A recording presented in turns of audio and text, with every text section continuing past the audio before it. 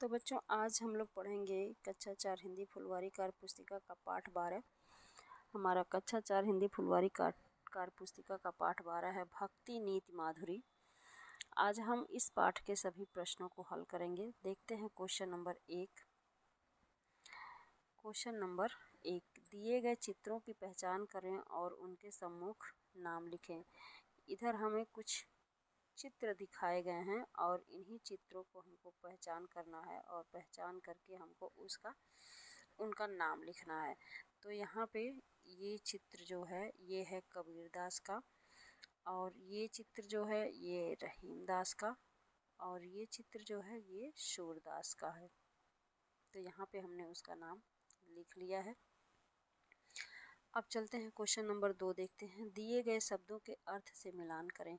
यहाँ पे हमको कुछ शब्द दिए हुए हैं, इन शब्दों को हमको उनके अर्थ से मैच करना है। तो जैसे यहाँ पे हो गया कुशंग। कुशंग का मीन्स होता है, अर्थ होता है बुरी संगत। भुजंग, भुजंग का अर्थ होता है सर्प। जोरी, जोरी का अर्थ होता है जोड़ी। काढ़त, काढ़त का अर्थ होता है बाल झड़ना। विष, विष का अर्थ होता है जहर। अब चलते हैं क्वेश्चन नंबर 3 देखते हैं।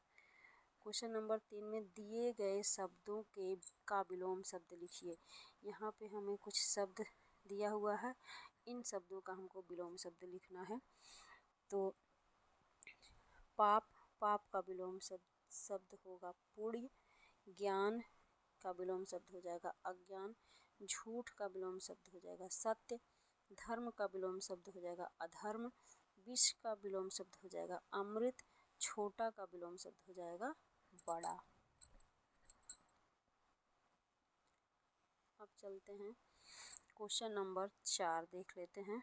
नीचे दी गई पंक्तियों को पूरा करें। नीचे दी गई पंक्तियों को पूरा करें। यहाँ पे हमको कुछ सेंटेंस दिखाया गया, कुछ वाक्य लिखा हुआ दिखाया गया है और इसमें बीच बीच में छोड़ दिया गया है, तो हमको इसको फिल करना है। देखते हैं क्वेश्चन नंबर 1। सांच बराबर तप नहीं, झूठ बराबर पाप।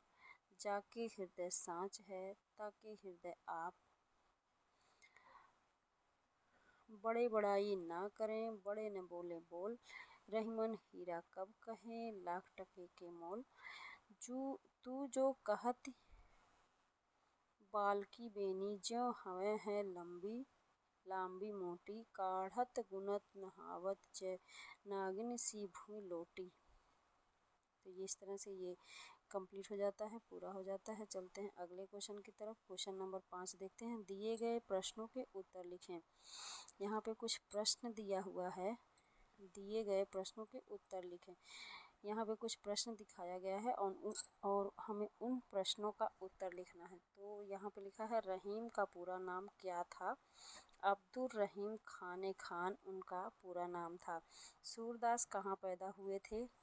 आगरा के मथुरा जाने वाली सड़क के किनारे रुनकता नामक गांव में पैदा हुए थे।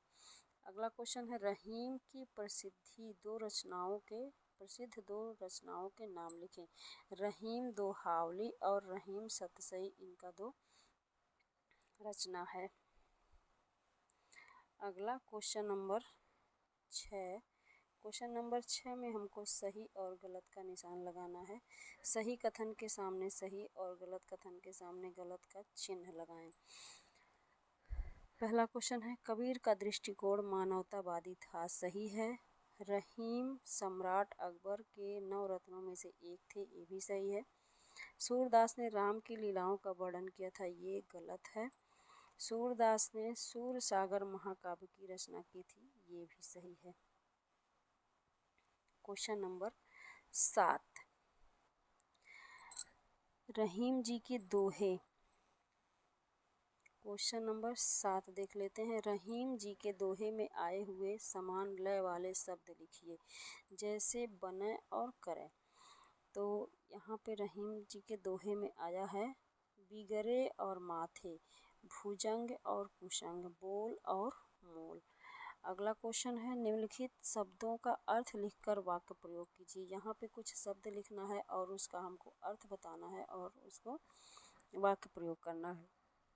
तो ये हो गया कुसंग। कुसंग मीन्स होता है बुरी संगत। इसका वाक्य प्रयोग हो गया, मोहित बुरी संगत में रहता है। अगला है भुजंग। अगला है भुजंग। भुजंग मीन्स होता है सर्प। सर्प वाक्य प्रयोग हो गया, सर्प जहरीले भी होते हैं। अगला है विष। विष मीन्स होता है जहर। कुछ सांपों में विष भी होता है। इसका वाक्य प्रयोग हो गया। अब चलते हैं क्वेश्चन नंबर 9, देख लेते हैं। कबीर कौन थे, इनकी प्रमुख रचनाओं के नाम लिखिए। क्वेश्चन है, कबीर कौन थे, इनकी प्रमुख रचनाओं के नाम लिखें। कबीर जाति पात ऊंच नीच धार्मिक भेदभाव। कबीर जाति पात ऊंच नीच धार्मिक भेदभाव आदि का जोरदार खंडन करने वाले कवि थे। इनका दृष्टिकोण मानवतावादी था। इनकी रचनाएं तीनों रूपों साखी शबद रामायणी में मिलता है। तो बच्चों ये चैप्टर यहाँ पे एंड होता है और अब हम मिलते हैं नेक्स्ट वीडियो में किसी नेक्स्ट चैप्टर के साथ। तब तक के लिए बाय बाय।